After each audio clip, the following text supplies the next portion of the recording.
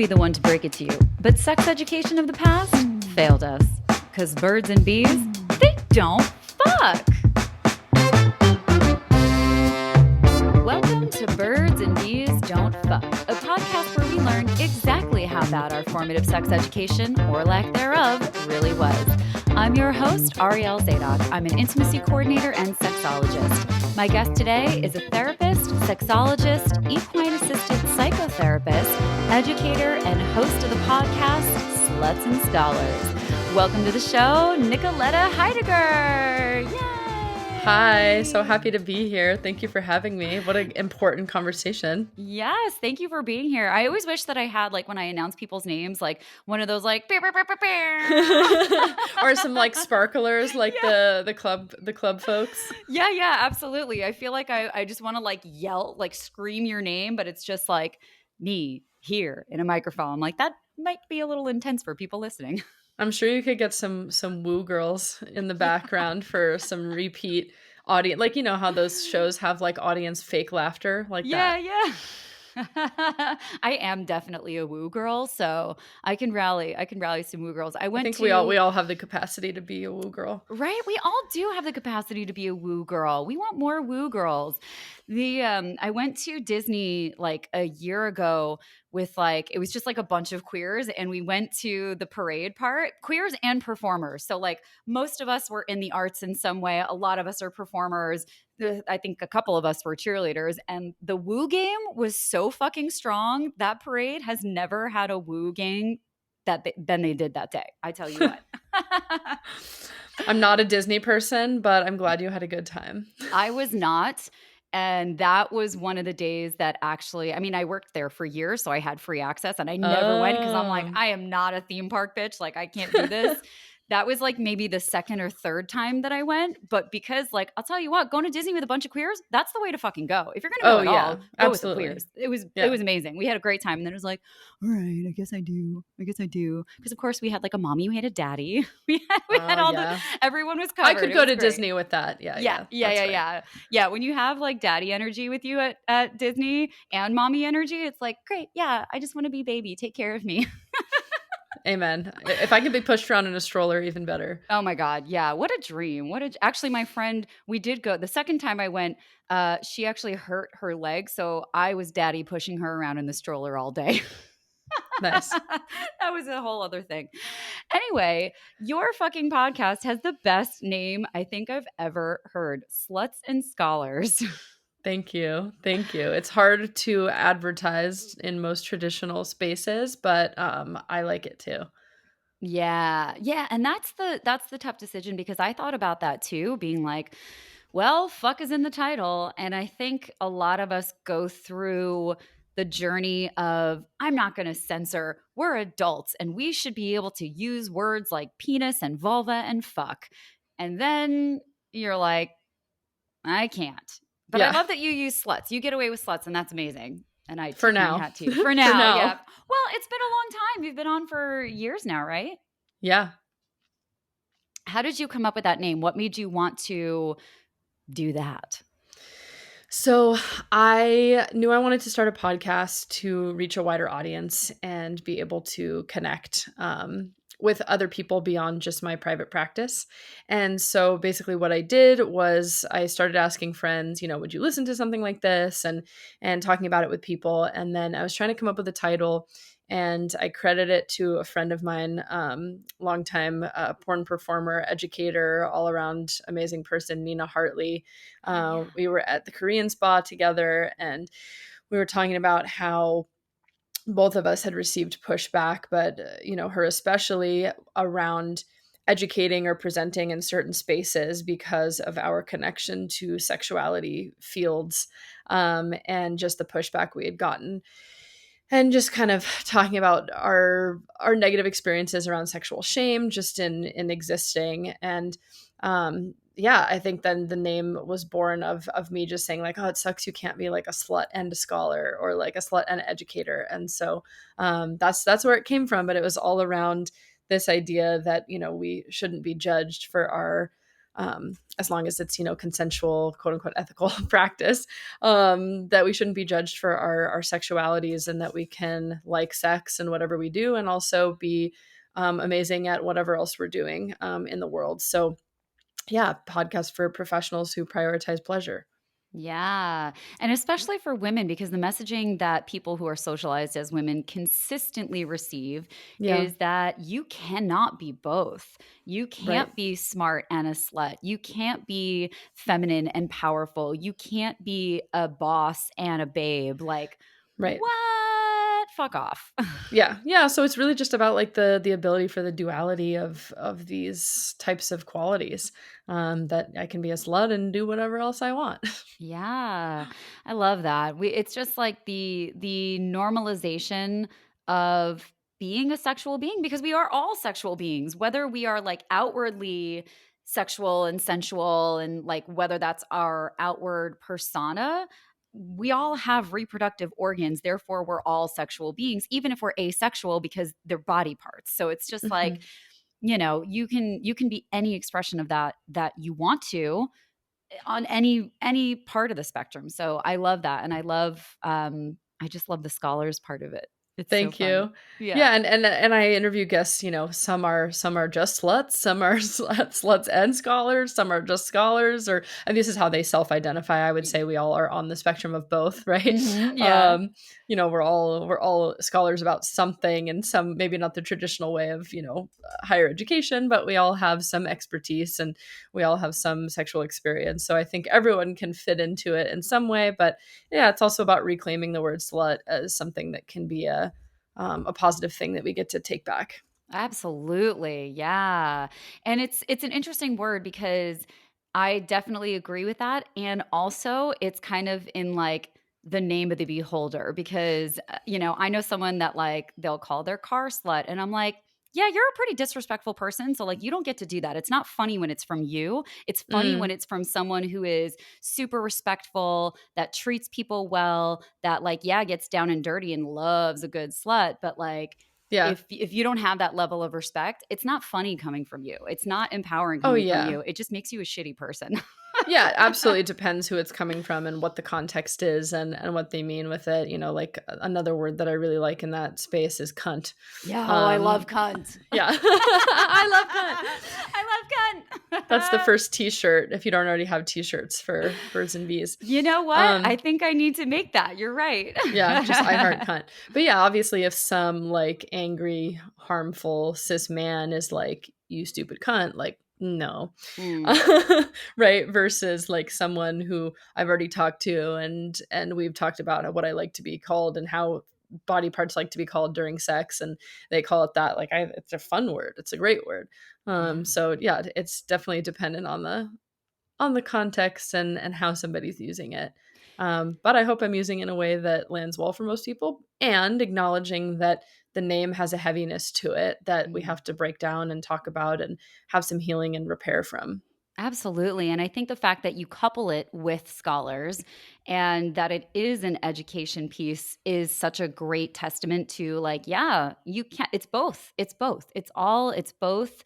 And it can be either one if you want it to be either one, but it's all of Yeah. it. And these two words do belong together. There is a place where both of these qualities belong in one space together, and it's a positive space, and it's not a harmful space. So I do love that. And the word cunt is really interesting too, because when I lived in New Zealand, it's used differently there. Like, yeah, Yeah. sometimes they'll say like cunt is a bad thing, but like Yeah. usually it's like, oh yeah, he's a good cunt. Like Yeah.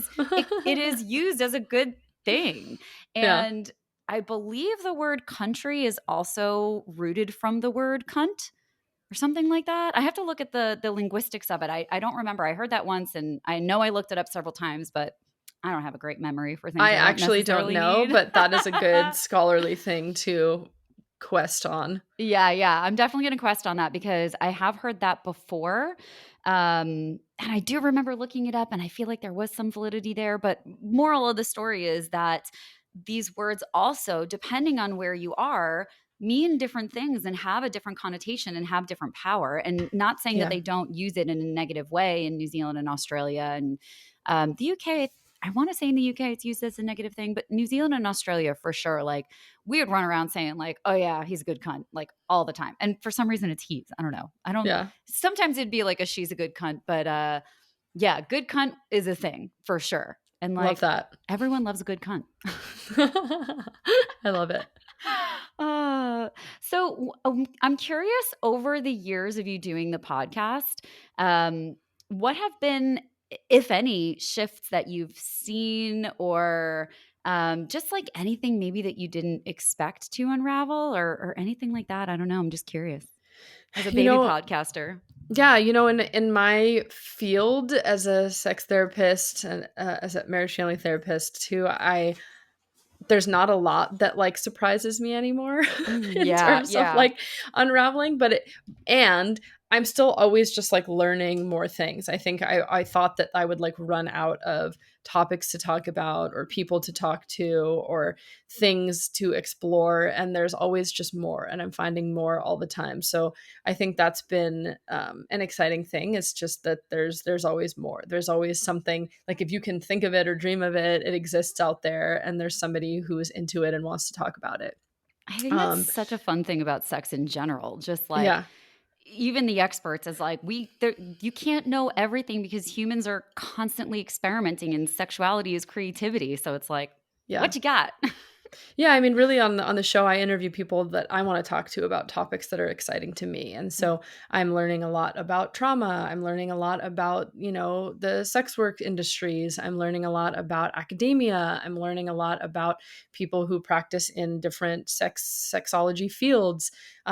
So yeah, it's just a way for me to learn, what I want to learn. And it's cool because then I get to explore both personally and professionally. And I think that's another thing too that I would add, that a big part of it is just stuff that I'm learning and integrating into my life. So this is sort of like my unofficial continuing education in a lot of ways of just getting to learn and hear from other people. So that's probably been an exciting unraveling thing for me.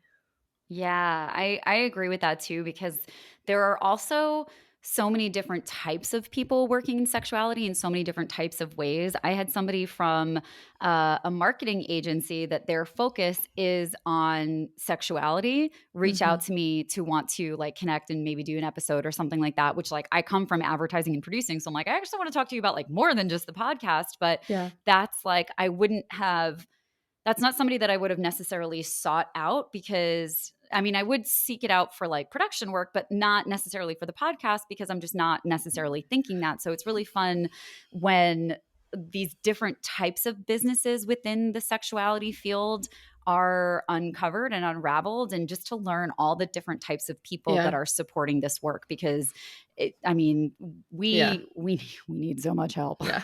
I mean, I've learned so much. I would say like maybe a couple of the like standout things that I continue to come back to. One was around the lack of sexuality education that OBGYNs get. Yes. Yes. That's something I talk about a lot on the podcast, that just a lot of medical professionals, even those that you would think maybe have more sexuality training. And luckily, this is, shifting in some places. There's a lot of advocacy groups that are calling for change here, but that was a big, important moment that has continued. On the podcast, continue digging into that. But yeah, that even OBGYNs don't have or aren't required to have a lot of human sexuality training. I think another big thing was, obviously kind of knew this in theory, but learning from folks like Dr. Lori Mintz about the orgasm gap and just understanding. And for people who don't know what that is, definitely check out her book, Becoming Cliterate. But Yeah. basically, it's the difference between um, amounts and percentage of people with different genitals that have orgasms. Usually, people with penises have a lot more of them, especially on first time sexual encounters. And this is due to a lot of reasons, including patriarchy, education, hierarchy of penetrative sex, all kinds of things. But that's something we circle back to a lot. Um, Another thing that I've come back to a lot is learning about erotic blueprints, which Mm. I've utilized a lot now in my practice with clients, which is from an educator named Miss Jaya. It's kind of like love languages, but for your eroticism. Um, and then just all of the different like kinks and fantasies and things, just continuing to normalize I have these aha moments like every conversation I have, but those are just a few that stand out. Yeah, I love those. And those are two people that I very much want on this podcast. And I have taken classes with Lori as well. She's great. She's amazing. Yeah, she's fantastic. They both are. I mean, there's so many incredible educators and therapists and just people working in the space trying to just make life better. And one of the things that was really surprising for me when I went through my health coaching certification was that doctors don't get any nutrition training. So, like, when we're talking about just like regular doctors, they're Yeah. not learning about food. They're not learning about how food works in the body and the impacts on our hormones. Like, there's some minimal stuff, but like, they're not really getting into the nitty gritty of that. And then later on my journey into like sexuality, to learn that gynecologists don't get that. Urologists are a little bit better because of the work that they have to do.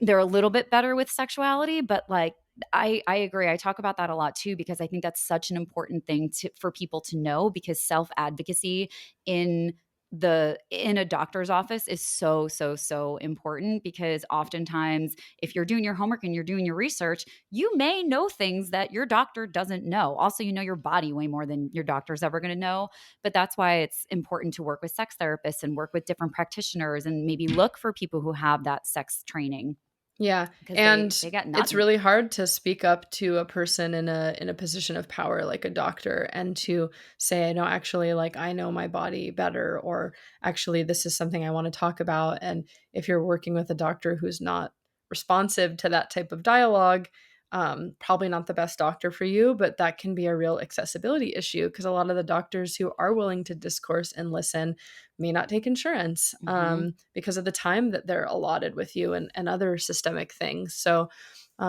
it's pretty disappointing. Um, I think that's another thing with the podcast too is like there's so much that like pumps me up and it gets me excited, but then there's a lot that I'm like, this is fucking depressing. Yeah. Just naming and highlighting some of the systemic issues in our culture around sex and sexuality and gender um, and race and just all the things where you're just yeah, it's there's a lot of feelings. Yeah, and it's overwhelming and we can't ignore the fact that all of those factors, literally everything that you just listed off, impacts our sex. People Yeah, often want to say like, "Oh, I don't want to mix sex and politics," and like, "I don't want to talk politics and blah blah blah blah blah," but that is directly connected to your sex. It is directly connected to your absolutely. body, especially if you're a person with a uterus or if you're queer or trans or you know, anything under any sort of rainbow, anything other than a cis straight white man. Yeah. If you're anything other than that, then the politics are going to impact you. And by the way, if you are a cis straight man, they impact you too. They are getting in your head. And, you know, when we're looking at uh, the erectile, what is the word that I keep forgetting the word that I started using? Uh, Erectile struggles? Not struggles. It's not being predictable, unpredictability. Yeah, you mean the normal state of The normal state penises? of penises, exactly. That's why I don't know. Of not being a light switch? Yeah, Yeah. exactly, of not being, like, rock hard right away and for a long time and, like, blah, blah, blah.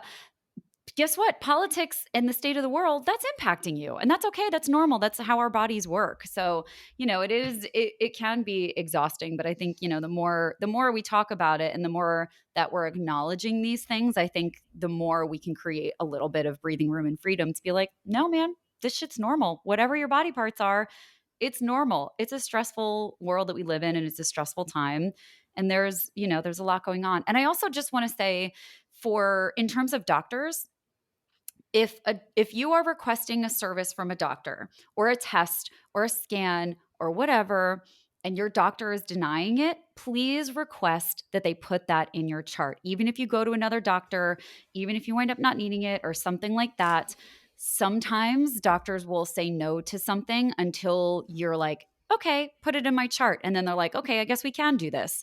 Because Mhm. sometimes they're just kind of egregiously saying no to something because they're like, no, it's definitely not that. And people have been right about the tests that they have wanted to get. So don't ever be afraid to, if you ask for something and they say no, just have them write it in your chart. That's like my little soapbox moment that I just try to tell people whenever these medical industrial complex conversations come up, I just always want to be like, just have them write it down. Have it write it down, because accountability changes the tune sometimes. And if it's not something you need, then it's not a problem and it's listed in your chart. And at least that's in your history anyway. But Mhm. sometimes the tides change, Yeah. which is Thank you for wild. sharing that. Yeah. Yeah. So where did you grow up? I grew up in the San Fernando Valley in Los Hey. Angeles. I am a Valley girl. I grew up in an area called Chatsworth, which is where I live now again, um, because I love it out here. But yeah, I grew up in Chatsworth, which is historically known as, used to be like the porn production capital. And it's also known for being the location of Charles Manson's Spawn Ranch. Oh, that's right. So I feel like my future was predicted by Totally. these places I grew up, murder cults and porn. I mean, honestly, So, so fun. yeah.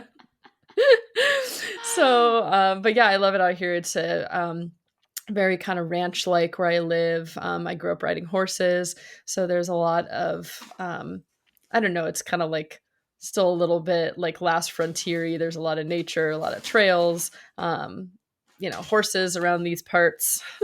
Around these parts. I Around love these that. parts. And how old were you when you remember like learning that you were in the porn capital? Or like, yeah. Oh, I mean, at some point you would have been like, oh, they make a lot of porn here. gosh, I feel like I just was born knowing it. I don't know. No, I'm probably in like junior high when we started getting curious about things. Mm-hmm. Um, Probably around junior high. I don't know if I remember like somebody telling me, but junior high sounds about right. Yeah. Probably when everybody started watching porn. Yeah. Yeah, sounds right. Yeah, that's great. That's I Sorry, hear that's little my dog No, I know. having I hear sounds. little creatures. I know. I Yeah. love it. I'm She's always laying back down now, luckily. sweetie. Oh, hi babe. We love animals on this show. Um so what do you remember about your sex education, especially in the porn capital?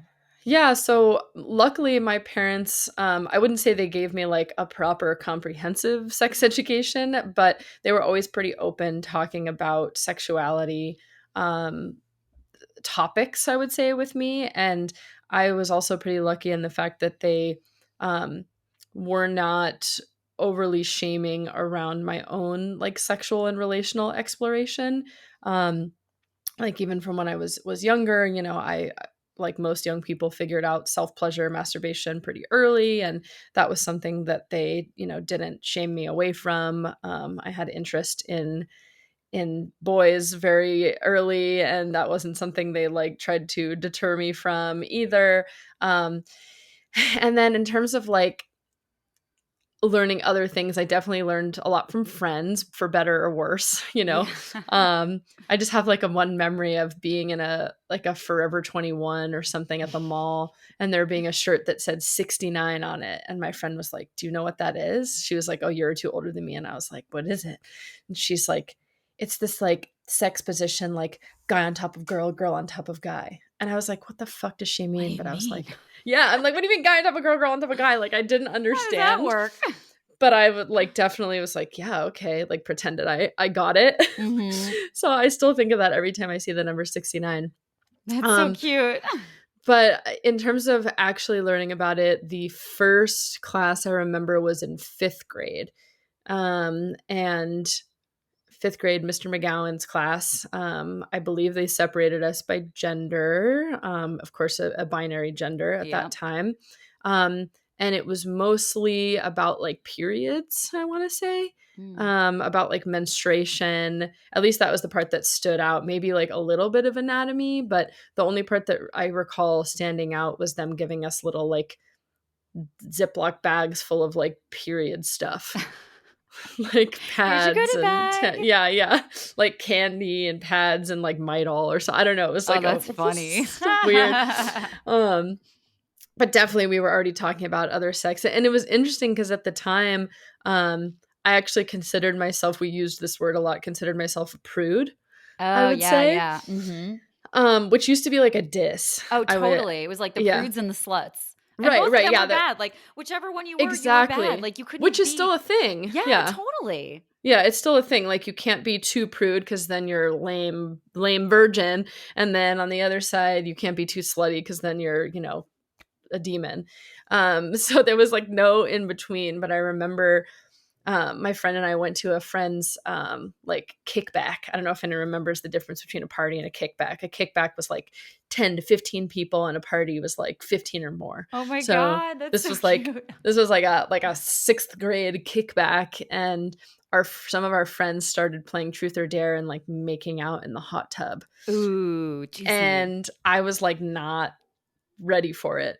And my friend and I just remember like pouting outside of the jacuzzi, being like, how come everybody like wants to kiss? And like we Aww. it was so, but I was very interested in like boys and sexuality and self-pleasure, but I was nervous. So there was still a lot of lack of knowledge of like how to kiss, how to make out, like how to make first moves, that was not really taught. So I had a lot less shame, but there was still so many missing parts that like we just had to figure out. Mm. Um, and then I want to say my next sex ed class I remember was in like seventh or eighth grade, human development class. And that was a little more comprehensive. It was like a whole semester. And they went over like, a lot of different things, but it was still pretty, like we already knew all most of this stuff. Yeah, yeah, because you're already in 8th grade by that point, so you're like, Yeah. things have been happening, yo." Yeah, and it was around the same time we had like anti-drug education. Oh my god, dare. Yeah, yeah, I don't know if it was Dare, but it was something like that, Yeah. and I mean Dare was It was present. Yeah. off-brand dare. Yeah, it was like knockoff like Generic. Timu Dare. Even Um dare. and so I just remember the guy that came would like made you want to do drugs. Like Yeah. he would say, he'd be like, I had this really cool acid trip, and like would describe this thing and then be like, but don't do drugs. They fucked up my life. And then we're all just like, where can we get some Like, acid? that sounds fun. I mean, I don't know, Yeah. man. He made it all sound really fun and then was like, but don't do it. That's so funny. Yeah.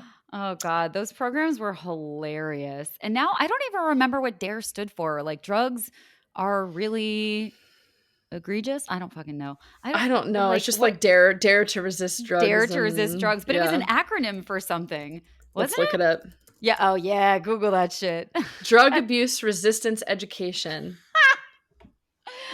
It's more like, yeah, drugs are really excellent program. That's more of like what they really were. I Yeah. mean, yeah, those programs were so weird, and especially in the 90s, that's when Jocelyn Elders, because when Clinton was in office, sex education was more about accuracy, and Jocelyn Elders was oh, I forget what position in government she held.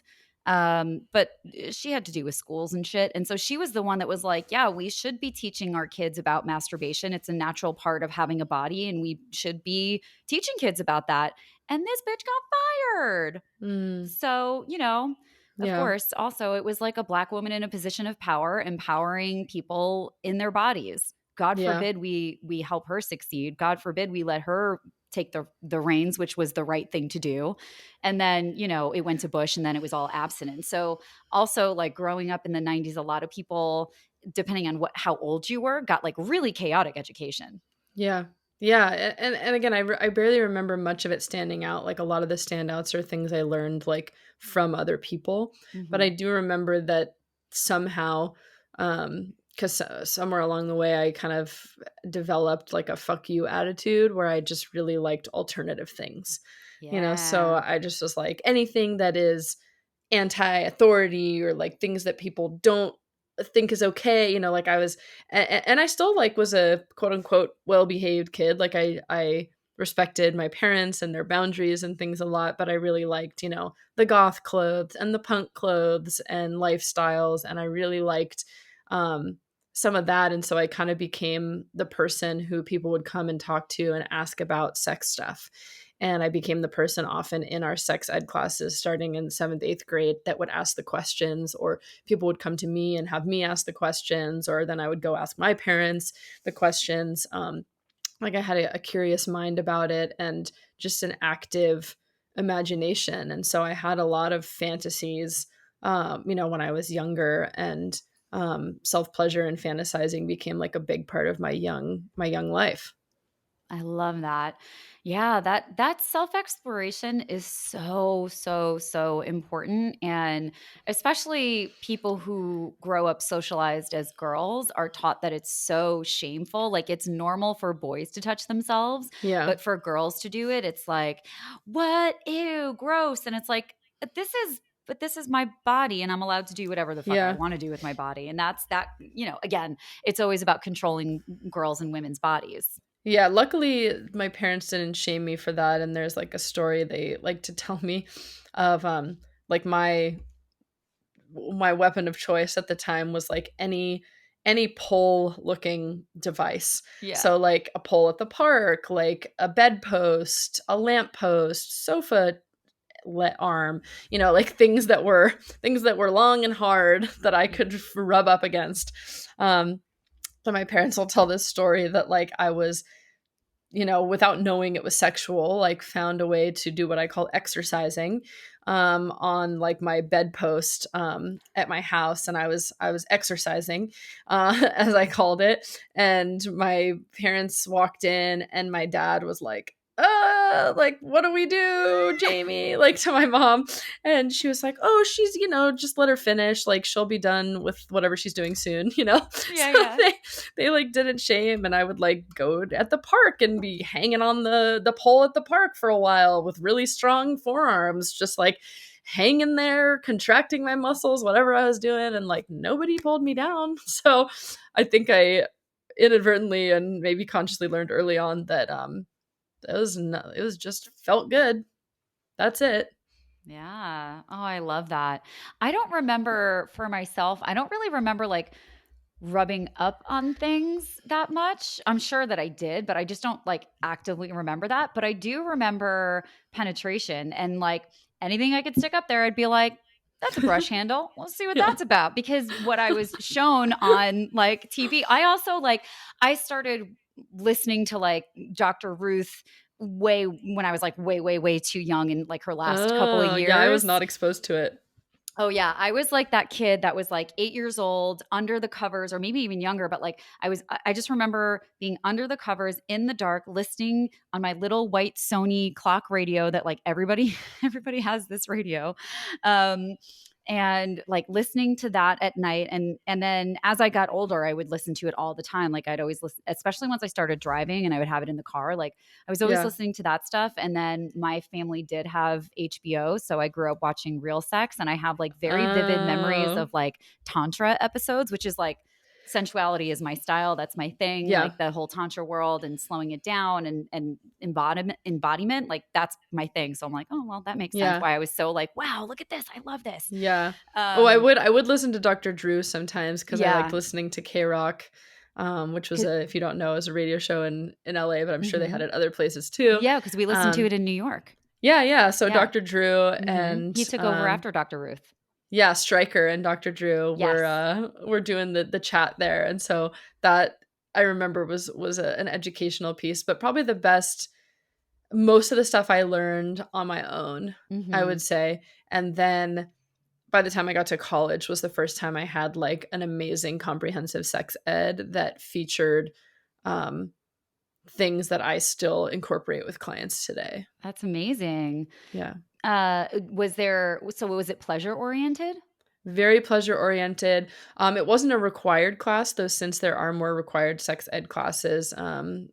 I went to Stanford, and there was a class that was if you wanted to work at the Sexual Health Resource Center, you had to take this class. So I had already known I wanted to get into this field.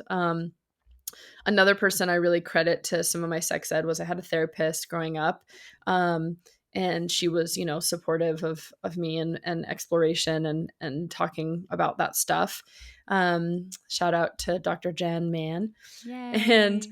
Yeah, she did a lot of media stuff and sex and relationship things around like couples therapy, and wrote a book around some of those things. So I was lucky to have her. And then my siblings had a great babysitter growing up that taught me about STI testing. Wow. And so I learned a lot. I learned a lot from like my younger siblings' babysitters, actually, because they were all like not my age, but like older, but not parent age. And so we would Mhm. talk and I would learn things. And um, she actually gifted my friend and I, throwback to, I feel like it's all around Nina Hartley. Love you, Nina. When we were in high school, we got a DVD of Nina Hartley's Guide to Better Fellatio that my Wow. siblings babysitter bought us, which like, I mean, I don't know if that's allowed, but she did. Um, Yeah. and Probably not so in today's times, but, like, yeah, back then, it was the we were wild, wild grateful. We west. wanted the Yeah, education, exactly. and I'm glad. And it was an educational video, and so we watched and we learned and we practiced and felt a lot more confident with Yeah. that kind of thing. But yeah, she taught me about STI testing, and um, taught me that she wouldn't have sex stuff with anybody unless they went and got tested together. And Wow. so I started doing Wow. that in like late high school, which was like nobody was doing that at the time. Nobody. Uh-uh. And I kind of continued that till now. I mean, it looks a little different now because, Mhm. um, now sometimes it's more just like talking about when were you last tested, Mhm. and just having more of a discussion. But at the time, it was like, well, let's both go and let's get tested. So um, I learned a lot, and then yeah, so many places, but a lot was from experience and just like some of the right people.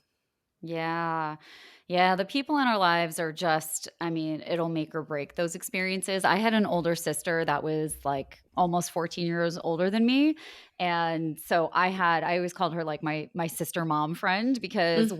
whatever role I needed her to play, she was Yeah. there to play it, and she was there for it. And she started therapy when I was really little, and she's been in therapy forever, and I didn't go to therapy until like way later in life, but like I definitely reap the benefits of her therapy. Yeah. But, just to have that experience of growing up in a sex positive environment with sex positive parents with a therapist, let alone a sex positive therapist, is like, any one of those things is a massive indicator of how successful you'll be at navigating this stuff in a healthy way. But to have all Yeah. of them is like, I mean, no wonder you're doing what you're doing, like you had Yeah, you thank had you. so many incredible building blocks. That's I like, did. I what had a a lot of dream. privilege with some of that.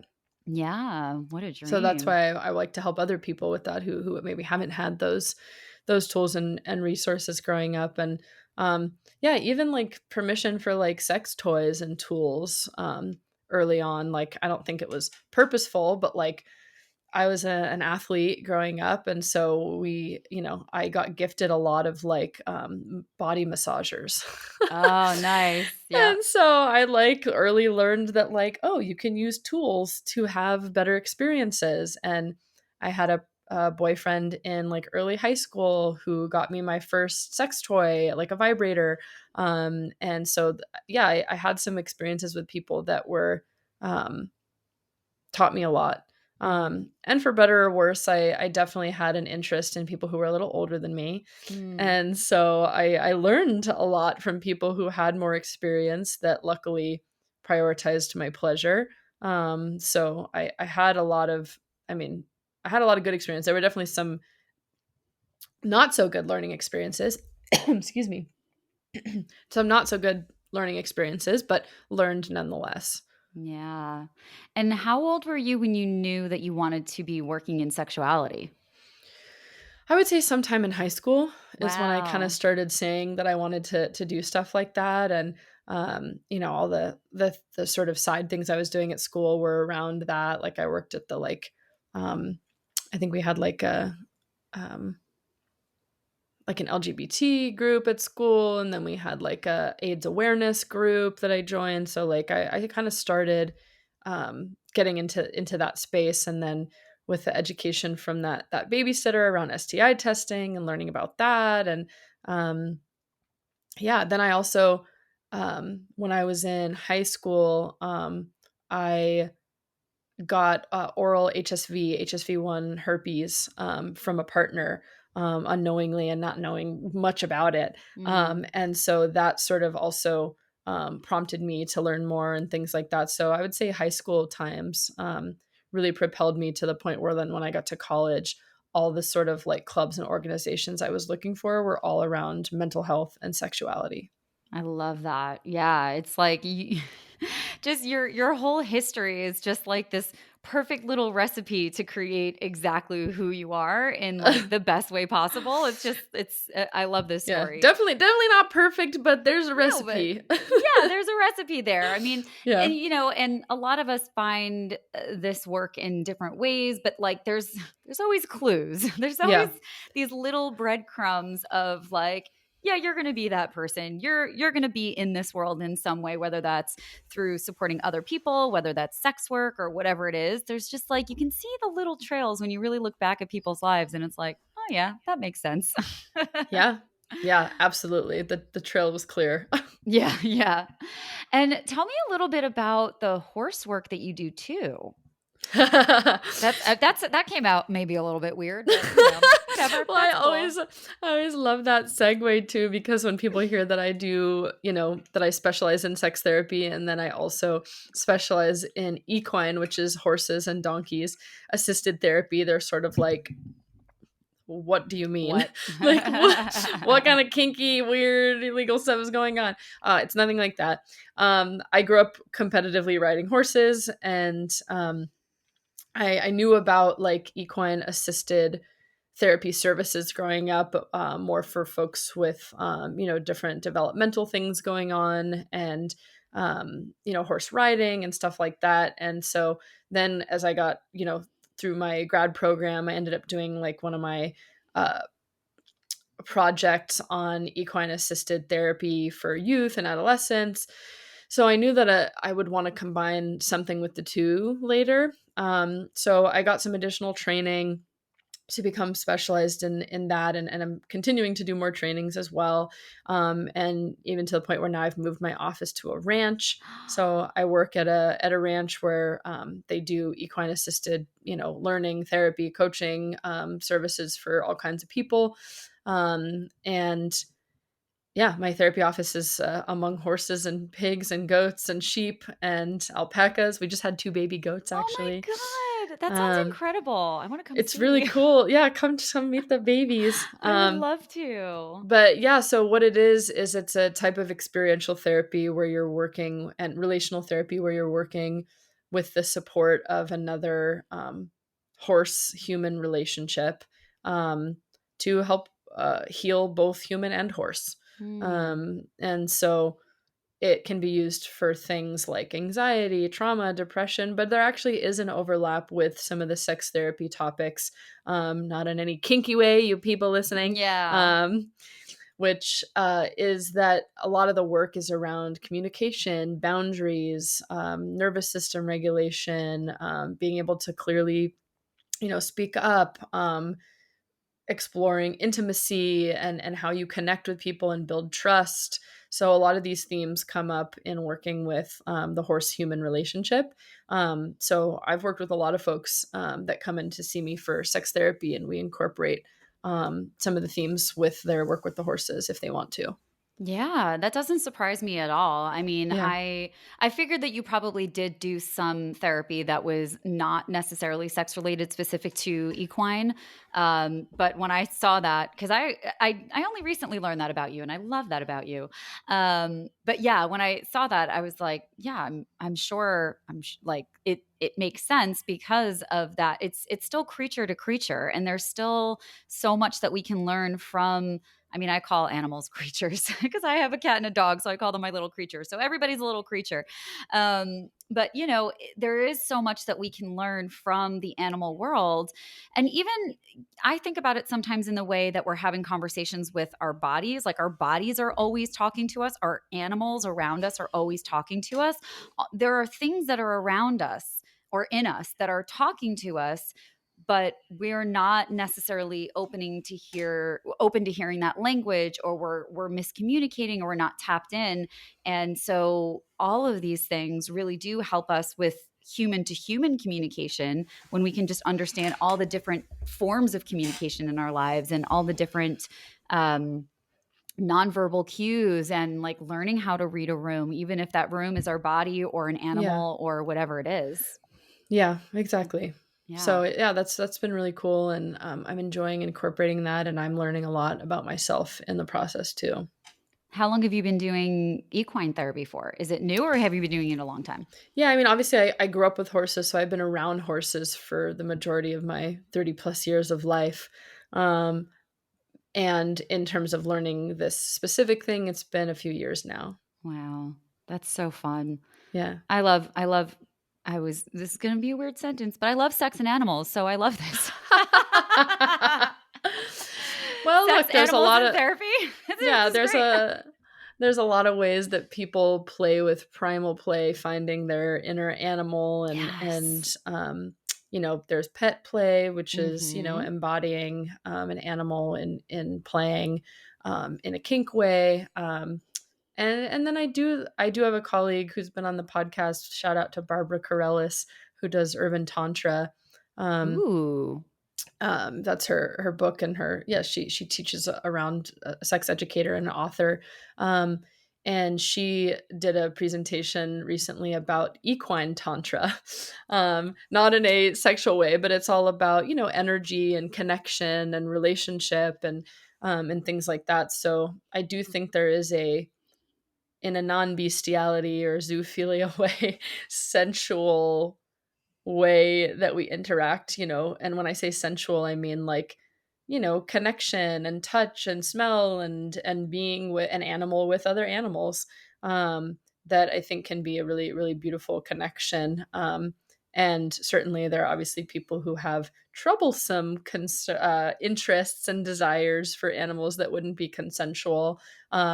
But that's also something that I can help people work on in therapy, maybe not in the equine work directly, Yeah.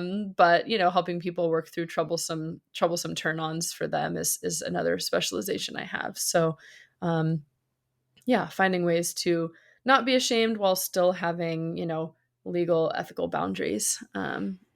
Yeah, that's I love that you bring zoophilia up specifically, because bestiality is the act of being with an animal, and zoophilia is the attraction to the animal.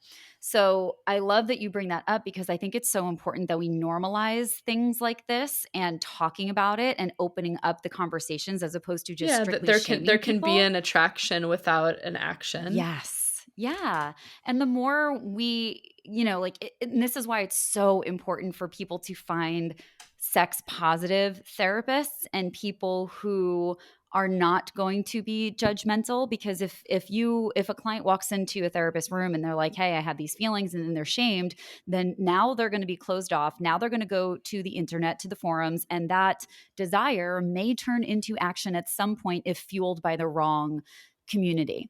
But when you can bring it to someone who can help you move through that and help you talk about that and get that out in the world in a safe way so that we can process that and we can find ways to make sure that that doesn't manifest into any sort of an action, that is so, so, so, so, so important. Just normalizing all of these different thoughts and feelings and arousals and desires, normalizing everything that can come up, keeping it in that safe container so that, as you said, nothing becomes non consensual or dangerous or harmful, because that's really what we're worried about. It's one thing to fantasize about something, which, regardless of if it's a problematic fantasy or not, like, Hmm. just because you fantasize about something doesn't mean you actually want it. Fantasy 101 is kind of, you might fantasize about something and never actually want it to happen.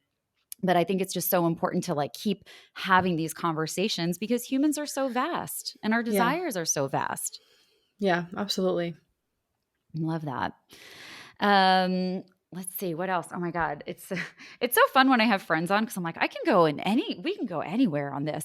Yeah, Let's talk about kink for like a real quick second here. sure.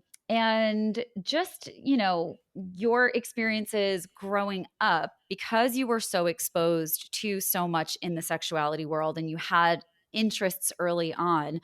What was your experience with learning about kink and the kink world? Mm. Yeah, I mean, I grew up in LA, so there's definitely, like, a lot of things at our disposal. We used to hang out on Melrose a lot. For people who don't know, there's, like, a lot of shopping in the sex stores and vintage shops, and just, like, there's a lot of, like, sexual imagery everywhere, and in Hollywood, we had the Hustler store and the this, so I was around a lot of things. So, um, there was there was a curiosity, but there wasn't any formal education until college, I would say, Yeah. around kink and BDSM. I definitely knew, or I know now looking back, that I had interest in all of that, but I didn't really have the language. So, one of my favorite movies growing up, that's still a favorite movie, is The Labyrinth with David Oh, Bowie, yeah. which is like every non-monogamous kinky girl's favorite Right? movie. Like, everybody I talk to in that space is like, "Oh Yeah. my god, me too, me too, me Loved too, my it. sexual awakening." Um, Mhm. so there were a lot of things that I knew I was into, but I didn't necessarily have the language. I just was like, "Whoa!" So, so there was power dynamics in that, and things that were appealing, and um, I just remember, like, I don't know. We might have talked about this before off the podcast, but, like, I used to love watching. I forgot it was on Are You Afraid of the Dark or So Weird, or like one of those shows. Yeah. And they went to like a medieval. I think they went to the London Tower to look at like medieval torture devices, Yeah. and I was just like, "What is that?" Ooh. Like, I always kind of had this erotic curiosity with, like, the dark shadow things, Mm. vampires, werewolves, stuff like that. So, I think there was always an interest, but I didn't have the language or any sort of learning about it until college and after college. I feel like that's even still a really delightful young age. Like it's such a great age to be like, okay, now let's learn about that stuff, which is, age appropriate sex education too. Like by that point, you're already doing stuff. Like whether it's by yourself or with other people, you're exposed, you're doing things. And so, that is, I would think, a great time to really start learning about the next level of vastness of sexuality and the things that are accessible to you and how to do them safely. Cause that's, again, like I'm such a safety nerd, but like that's it. When you're safe, you can be expansive, and to learn about kink and BDSM earlier is so much better, because then you have the autonomy to keep yourself safe, and you have the insights and the knowledge to keep yourself safe. So I love that. Yeah. Oh man. So, with the comedians that I have on, I give them a pop quiz, but with my sexperts, they don't get a pop quiz. You just get to straight up share some shit. Okay. So, what is something that maybe you wish people knew more, or something that comes up in your practice a lot, or just something that you would want to share with people? Leave a little nugget of wisdom. Mm. I think I use this phrase, on some of the interviews that I do, and I like to repeat it, that, like, you're special and you're normal.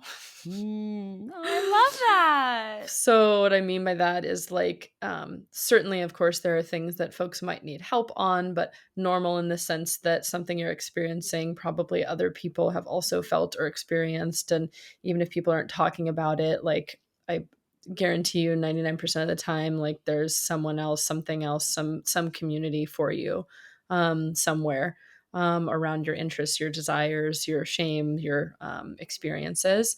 Um, and then also the special part, because I think people also still like to feel special and unique, and we are that, if even though there's these things that, connect us as humans, we all have these unique intersections, um, of who we are. And so, yeah, you're special and you're normal, probably. Probably. But still It's go to the true. doctor and get checked out. Yeah, yeah. Well, and that's why it's so important to just know what your baseline is.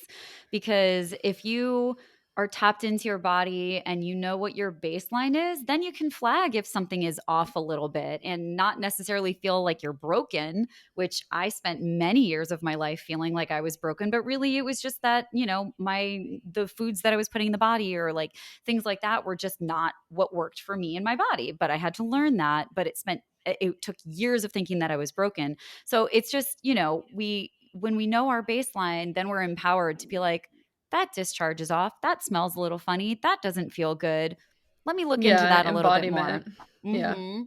Yeah. I love that. And I think the other thing I would say is that, like, I do believe that, like, pleasure is medicine, like, Yes. pleasure is a human right, and not that you are owed somebody else to give you pleasure, but that, Mhm. like, you as a human deserve to have pleasure and not just as a cherry on top after you're all healed and feeling good, but, as a tool for healing. So that's my other important nugget. I love that. Yeah, you do not need to be healed to experience pleasure. It is very much a part of the healing journey for sure. Yeah, I mean, if we all waited for that, then none of us would ever have pleasure Are you because kidding? it's ongoing work. Yeah, exactly. And also, like, happiness is a state. It's not like you can't be a happy person. You can have moments of joy and moments of happiness and moments of pain and moments of pleasure and moments of fear because they're all emotions. So they flow. We are vast. We got a lot of stuff going on as humans. Yeah. Where can people find you?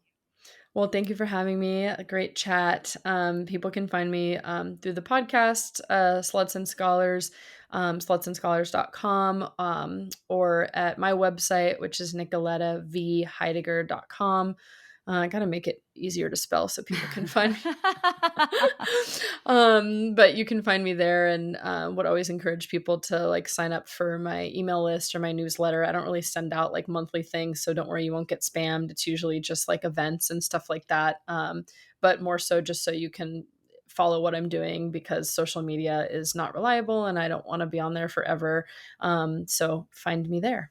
Yes, I love that. Thank you so much. This was such a great conversation. I adore you. I love all the work that you do, and I love you as a human. So You thank you too. so much for coming on. If you like this podcast, then please do like, subscribe, send it to somebody, especially someone who's a slutty scholar or into horses. Or just a Great. good cunt. Send it to a Yeah. good cunt. But yes, Tag your favorite cunt in the comments below. yay! We love that. I don't remember when I am publishing this one, so just in case it's before the workshops that I have going on, I do have 2 workshops in May at Zuladen. One of them is a sensual couples intimacy workshop where we're going to be doing some somatic work and we're going to be doing some journaling and discussing and all that stuff. And another one is a sensual movement sound bath where I'm going to be with Sacred Sounds by Devin, and I'm going to be leading some intuitive sensual movements. It's going to be super yummy. That's on the 15th for the couples and the 22nd for the sound bath. And if you made it this far, I love you. Thank you for being here. And that's it. Goodbye.